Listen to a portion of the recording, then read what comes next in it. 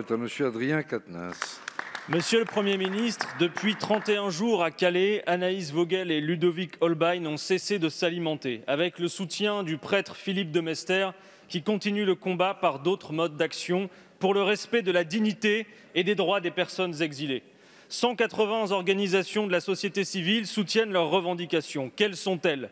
La suspension des expulsions et démantèlements de campements pendant la trêve hivernale, l'arrêt des confiscations et dégradations des faits personnels, l'ouverture d'un dialogue entre les autorités et les associations.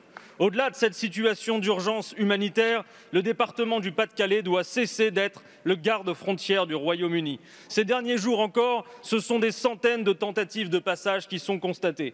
La situation est intolérable pour les personnes migrantes, mais aussi pour les habitants de la région. C'est pourquoi nous dénonçons les accords du Touquet. Monsieur le Premier ministre, les mouvements de population sont vieux comme l'histoire de l'humanité, mais désormais, un nombre toujours plus important de femmes, d'hommes et d'enfants sont victimes de migrations forcées.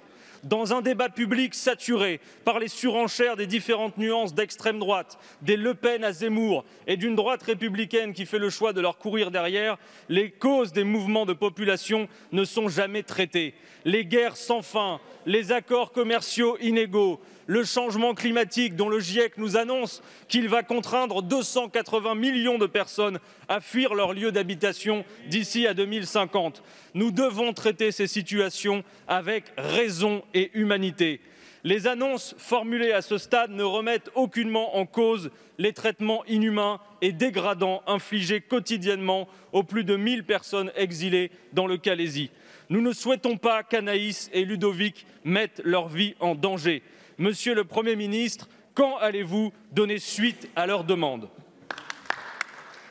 La parole est à Madame Marlène Schiappa, ministre déléguée chargée de la citoyenneté.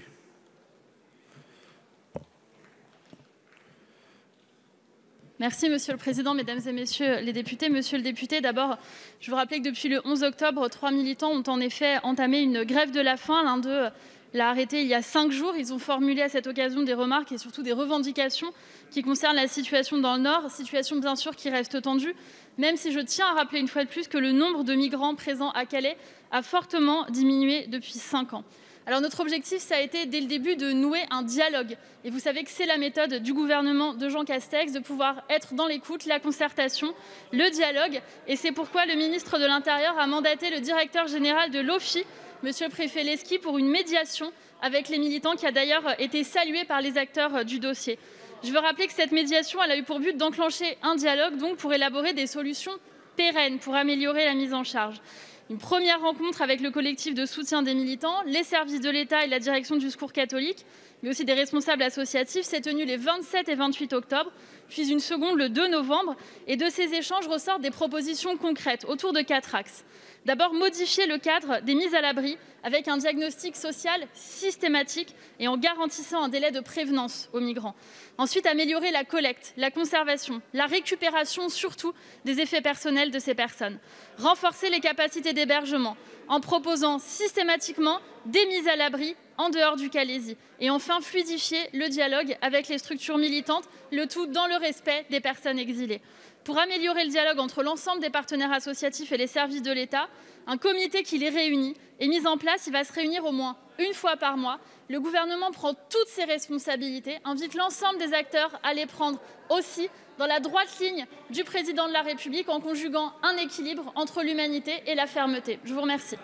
Merci Madame la Ministre.